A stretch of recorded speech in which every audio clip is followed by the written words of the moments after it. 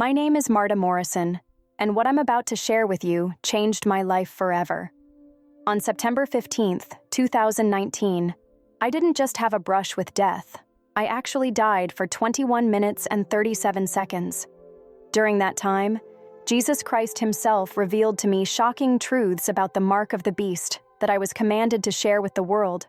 What I learned will shake you to your core. But before I tell you about the incredible revelations I received, I need you to understand how I got there. That crisp Sunday morning started like any other. The autumn air carried the first hints of fall, and golden leaves danced in the gentle breeze as I drove to my grandson's baptism. St. Michael's Church had been my spiritual home for over 3 decades, and I knew every curve and bend of County Road 16 leading there. The old miller's farm stood as a familiar landmark, its weathered barn a testament to simpler times. I remember thinking how perfect the weather was for such a blessed occasion. My heart was full of joy, anticipating the moment my grandson would be welcomed into God's family. I had spent the previous evening preparing a special family Bible as a gift, inscribing it with verses about God's faithfulness through generations. If only I had known then how prophetic those verses would become. The last memory I have of that morning is glancing at my watch, 9:17 a.m., and noting that I would arrive early enough to help with the final preparations. Then, everything changed in an instant. I later learned that a drunk driver, having been awake for over 24 hours, had crossed into my lane. The impact was devastating, but God had a purpose even in this tragedy. What seemed like an ending would become a divine appointment, one that would reveal crucial truths about the times we're living in and the choices that lie ahead. The transition from life to death happened faster than a heartbeat. One moment I was gripping my steering wheel, and the next, I found myself suspended above a scene of controlled chaos. 2 fire trucks and an ambulance had already arrived, their emergency lights casting an otherworldly glow across the morning mist. The first thing that struck me was the silence, not a complete absence of sound, but rather a muffling of the world below, as if I was hearing everything through layers of thick glass. I watched with an inexplicable calm as paramedics worked frantically over my crumpled car. They were using the jaws of life to cut through the driver's side door, their movements precise despite the urgency of the situation. I could see my body inside, slumped over the steering wheel, but felt strangely detached from it, like watching a movie of someone else's life. "BP's dropping. We need to get her out now," one paramedic shouted, his voice reaching me as if through water. I wanted to tell them not to worry, that I felt no pain, no fear. In fact, I felt more peaceful than I had ever experienced in my 63 years of life. The constant ache in my left knee that had bothered me for decades was gone. The reading glasses I always needed were no longer necessary. I could see everything with perfect clarity. That's when I noticed something extraordinary about the accident scene below. Time seemed to flow differently. I could focus on individual moments, stretching them out like pulled taffy, or watch several minutes pass in what felt like seconds.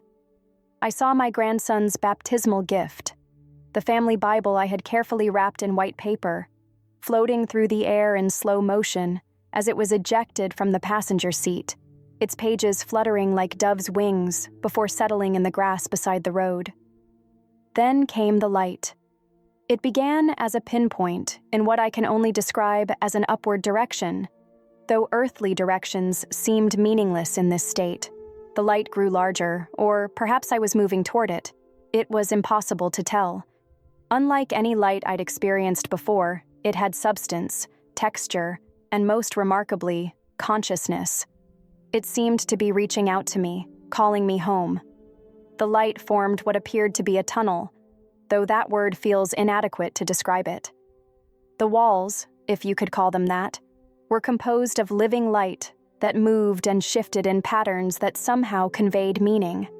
I felt understanding flowing into me, though not in words or even concrete ideas. It was as if I was remembering things I had always known, but had somehow forgotten during my time on Earth. As I moved through this space of living light, I became aware of a presence beside me. Turning, though I had no physical body to turn with, I saw my grandmother Martha, exactly as she looked in the summer of 1962 when she taught me to make her famous apple pie. She was wearing her favorite blue gingham dress, her silver hair caught up in its usual neat bun, and her eyes sparkled with that special mix of wisdom and mischief I remembered so well. Grandmother. I tried to speak, but no words came out. None were needed. She smiled, and in that smile was every summer morning we'd spent together, every lesson she'd taught me, every moment of love we'd shared. She was younger than I was now, vibrant with life and joy. She didn't speak, but her presence conveyed a clear message. Everything is exactly as it should be. Other presences began to appear as we moved through the tunnel. My childhood friend Sarah, who had died of leukemia when we were both 12, my father looking strong and healthy as he had before the cancer took him, and most surprisingly, little Jamie, my first grandchild who had lived only a few hours after birth. He wasn't a baby now, but appeared as a young man, radiating love and joy. Each of these encounters felt like both an instant and an eternity, and each added to the growing certainty that what I was experiencing was more real than anything I had known in my earthly life. The tunnel journey defied all earthly physics. We moved without moving, traveled without distance, and experienced time without its passage. Colors I had never seen before danced at the edges of my awareness. Colors that made earthly rainbows seem pale and limited in comparison. Music filled every part of my being, but calling it music is like calling the ocean a puddle. It was the sound of reality itself, the harmony of existence, the very voice of love.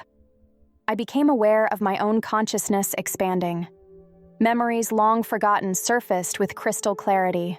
Not just events, but the feelings, smells, and complete sensory experiences of moments throughout my life.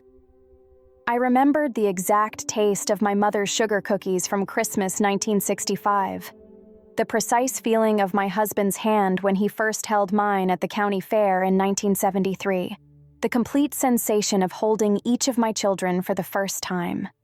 But these weren't just memories. They were somehow present, immediate, all existing simultaneously in this eternal moment. As we approached what seemed to be the end of the tunnel, the light intensified. Rather than becoming uncomfortable, it felt increasingly familiar, like returning to a home I didn't know I had. The space opened into what I can only describe as an expanse of infinite dimensions. Earthly geometry and physics simply don't have the vocabulary to explain what I experienced. It was as if every possible reality existed simultaneously, yet all were one perfect whole. That's when I saw him. Jesus Christ stood before me, though stood implies a physical limitation that wasn't present there. His presence was everywhere, in everything, yet also specifically focused and personal. He appeared simultaneously as the humble carpenter of Nazareth and the glorified King of Kings. His love radiated with such intensity that it would have vaporized my earthly body, yet here it felt like the most natural thing in existence, like air to lungs that had been holding their breath for a lifetime. His appearance shifted and changed, not like a flickering image, but like an infinite unfolding of reality. One moment, he was as human as any person I'd ever met, with eyes that held depths of understanding and compassion I had never imagined possible. The next moment, he was pure light and energy, more brilliant than 1,000 suns, yet completely approachable. Both appearances were equally true, equally him, and I understood that my limited earthly consciousness was simply incapable of perceiving his full reality all at once. In his presence, I became aware of my own spirit in a way I never had before. I could see how every choice I'd ever made, every person I'd touched, every prayer I'd uttered had created patterns in the fabric of reality. Nothing had been wasted, Nothing had been lost. Even my smallest acts of kindness had rippled out in ways I'd never imagined, touching lives I'd never known. At the same time, I could see where my failures and fears had created shadows, where I had missed opportunities to show love or share truth. Yet even these were encompassed by his overwhelming love and had somehow been woven into his greater purpose. "Marta," he communicated, not through words, but through direct understanding that bypassed language entirely. "What you are about to witness must be shared. My children must be warned and prepared for what is coming." Suddenly, I was immersed in a series of visions so vivid and detailed that they made our earthly reality seem like a pale shadow. Jesus showed me how the implementation of the mark of the beast would unfold in ways few expect. The deception would be far more subtle and insidious than most Christians anticipate. I witnessed how current technological systems were merely laying the groundwork. Digital currencies, biometric identification, and social credit systems. These were just the preliminary stages. The true mark would be far more comprehensive, combining economic, social, and spiritual control in ways that would make resistance seem not just difficult, but almost irrational. Jesus revealed how the system would be marketed as the solution to humanity's greatest challenges: economic inequality, climate change, social division, and even religious conflicts. It would promise to unite humanity under one system that would ensure fair distribution of resources, universal access to services, and global peace. The deception would be so convincing that even many religious leaders would advocate for it. I saw how artificial intelligence and quantum computing would evolve to create a system of total surveillance and control. But these technologies themselves weren't the mark. They were merely tools that would make its implementation possible. The actual mark would require a conscious choice to pledge allegiance to the Antichrist system and reject God's sovereignty. What struck me most was seeing how social pressure would be used to enforce compliance. Those who refused the mark would be portrayed as extremists, conspiracy theorists, and enemies of social progress. The media would run countless stories about people whose lives were ruined because they refused to participate in the new system. Families would be torn apart as members pressured each other to accept the mark for their own good. Jesus showed me specific events that would lead to the mark's implementation. Global economic crises, environmental disasters, and social upheavals would create such chaos that people would beg for a solution, any solution. When the system was finally revealed, it would seem like an answer to prayer, but it would require selling one's soul. I witnessed how underground networks of believers would form, supporting each other through the persecution. These communities wouldn't be based on fear, but on love and faith. They would find creative ways to survive outside the system, though it would mean living as outcasts from mainstream society. Then Jesus revealed something that broke my heart. I saw people I knew, faithful Christians who had attended church their whole lives, accepting the mark because they hadn't prepared spiritually for the deception. They had focused so much on physical preparation that they neglected to build the spiritual discernment needed to recognize the true nature of the choice they faced. The vision shifted to show me current events that are aligning with these future scenarios.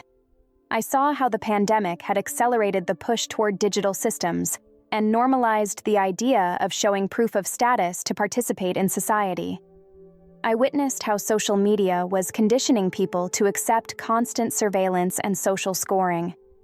These weren't the mark itself, but they were conditioning people to accept what would come.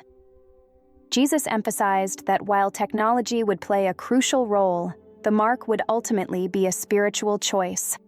It would require explicitly acknowledging the Antichrist as Lord and rejecting Jesus Christ. There would be no way to accept it accidentally or under duress. It would require a conscious decision to choose temporary earthly comfort over eternal salvation. I was shown how some believers would be called to martyrdom, while others would be supernaturally protected and provided for. Each person would have their role to play in God's plan, and He would give the necessary grace for whatever path He chose for them. The vision concluded with scenes of Christ's return and ultimate victory. While the time of the mark would be terrible, it would be relatively brief. Jesus emphasized that His return was certain and that those who remained faithful would be vindicated and rewarded beyond anything they could imagine. When I felt myself being pulled back to my body, I was filled with an urgent sense of mission. The doctors later told me that I had been clinically dead for 21 minutes and 37 seconds. But I knew that time had been divinely appointed. Every second was necessary to receive the warning I was meant to share. Since that day, I've observed how rapidly our world is moving toward the scenarios Jesus showed me. The increasing push toward digital identity systems, the growing social pressure to conform to new ideologies, and the subtle conditioning of people to accept ever greater control over their lives. It's all exactly as He revealed. I share this testimony not to create fear, but to encourage preparation and faith. Jesus showed me that while difficult times are coming, He will never abandon those who stay true to Him. His grace will be sufficient for whatever challenges lie ahead. The mark of the beast is coming, but so is Christ's return. Now is the time to prepare, spiritually, mentally, and practically. May this testimony strengthen your faith and resolve to stand firm, no matter what comes.